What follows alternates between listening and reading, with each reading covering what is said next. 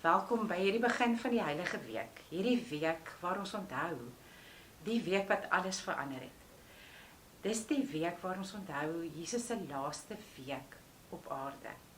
Dit bring vir ons 'n bietjie hartseer en vreugde. Hartseer is saam met die onthou van presies hoe swaar Jesus gekry het, wat hy moes doen sodat ons vry kon wees. En daarmee saam kom die vreugde, dat ons weet dat Jesus dit gedoen het, dat hy die dood oorwin het, dat hy die kruis aangevat het, en dat ons daarom met 'n ander perspektief kan lees. Die begin van hierdie Heilige Week begin by Palm Sondag, waar Jesus in Jerusalem ingaan. En ek nooi jou nou om saam met my te stap in Jerusalem in.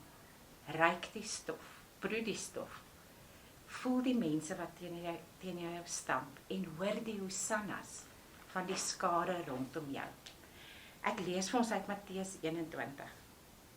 Toe hulle naby Jerusalem kom en Betfage aan die Olyfberg bereik, het Jesus 2 disippels vooruitgestuur en vir hulle gesê: "Gaan na die dorpie daar reg voor julle, en net soos julle inkom, sal julle daar 'n donkie kry wat vasgemaak is en 'n vul by haar. Maak haar los en bring hulle vir my. En as iemand vir julle iets daaroor sê, antwoord dan: Die Here het hulle nodig en hy sal hulle gou weer terugstuur." Dit het gebeur sodat die uitspraak van die profeet vervul sou word. Die 2 disippels het toe vooruitgegaan en gedoen wat Jesus hulle beveel het.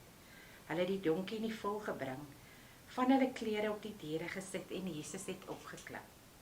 Die grootste deel van die skare het van hulle klere op die pad oopgegooi en ander het takkies van die bome afgebreek en dit op die pad gestrooi. Die mense wat voor Jesus gesloop het en die wat agter hom aangekom het, het begin uitroep: "Prys die seun van Dawid. Loof hom wat in die naam van die Here kom. Prys hom in die hoogste hemel." Toe Jesus in Jerusalem ingaan, het die hele stad in beroering gekom en gevra: "Wie is hierdie man?" Die skare het geantwoord: "Dit is die profeet Jesus van Nasaret in Galilea." Het julle gehoor? Het julle gehoor die skare het hulle mantels en hulle blare en hulle takkies, enigiets wat hulle kon kry, voor Jesus op die pad gegooi. Die disippels het hulle mantels op die donkie se rug gesit. Dit alles was tekens in daardie tyd dat die koning kom. Die skare het geweet, hierdie is hulle koning. Vandag wil ek jou vra, weet jy dat Jesus jou koning is? Die skare het ook uitgeroep: "Prys die Here," uit die psalms uit. En daarom wil ek vir julle vandag vra, of jy nou alleen sit of julle in 'n gesin is, praat daaroor, waaroor wil julle vandag die Here prys?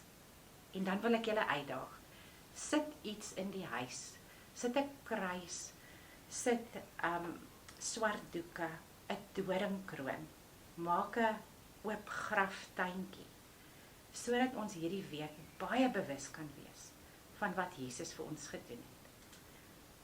En onthou ook om na julle plakmaatjies te kyk te Sepeland.